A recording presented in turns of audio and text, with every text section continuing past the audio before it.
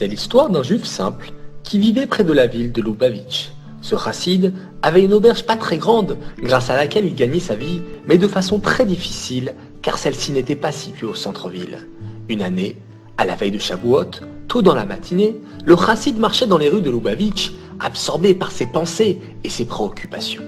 Et sans le faire exprès, ses pieds le conduisirent à la maison du rabbi Maharash, qui était le 4e rabbi de Chabad. Le rabbi se trouvait à ce moment-là sur son balcon au 2e étage et vit le visage inquiet du chassid. « Pourquoi tu es si triste? C'est la veille de la fête du don de la Torah. Nous devons être joyeux. »« Comment puis-je ne pas m'inquiéter?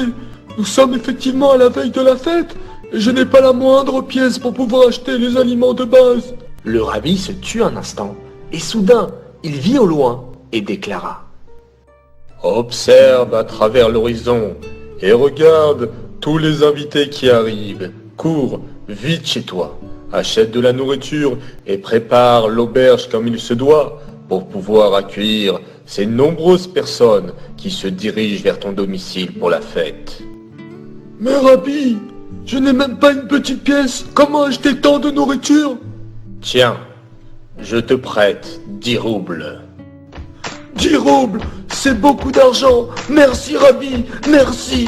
Rempli de joie, le chassid courut vers sa maison, prit sa charrette et en compagnie de sa femme se dirigea vers le magasin. Ils chargèrent la charrette des meilleurs aliments et retournèrent à l'auberge pour cuisiner les plats de la fête. 1 heure passa, puis 2, et aucun invité potentiel. Tellement de nourriture préparée et bien mijotée, mais personne à proximité, ni même à l'horizon.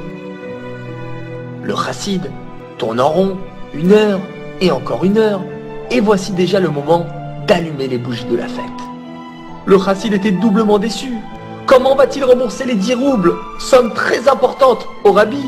Et que va-t-il faire avec toute cette nourriture? C'est vraiment du baltachrit. Une grande tristesse remplit son cœur. Le cœur brisé, le chassid sortit de sa maison en direction du Beth Knesset. Soudain, retentit du bruit et des galops de chevaux. Le chassid, surpris, leva donc sa tête. Peut-être que tu connais un endroit où nous pouvons séjourner? Nous sommes tellement en retard. C'est à cette heure-ci que vous arrivez?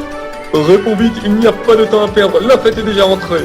Venez alors de mon auberge, mais vu l'heure à laquelle vous venez, le prix sera de 5 roubles par personne.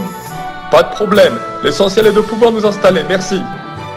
Pas moins de 300 personnes ont été accueillies durant cette fête du Shavuot. La fête s'est déroulée dans un extraordinaire et tous ont loué et remercié Hachem pour ce grand miracle.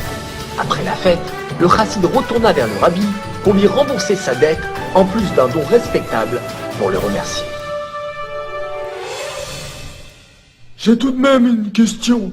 Comment, Rabbi, tu as pu voir les invités si tôt le matin, alors qu'ils sont arrivés au final, au moment de la Katnerot dans la soirée?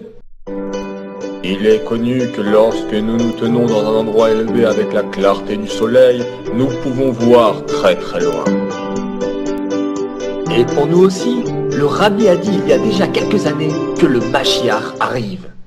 That the Mashiach, Messiah is coming very soon. Very soon? Yeah, then they must be prepared to accept him properly. Thank you. Yeah, you included, and me included. Et voici, parfois même nous ne voyons pas. Mais le chassid doit savoir que le rabbi se tient dans un endroit élevé et que le soleil est clair pour lui, jusqu'à loin à l'horizon. À nous donc de le croire et de nous préparer à la venue du Mashiach, chez Inézé Mashiach Ba, et après la Katnerot, que l'on puisse recevoir à nouveau la Torah avec joie et profondeur. Marcha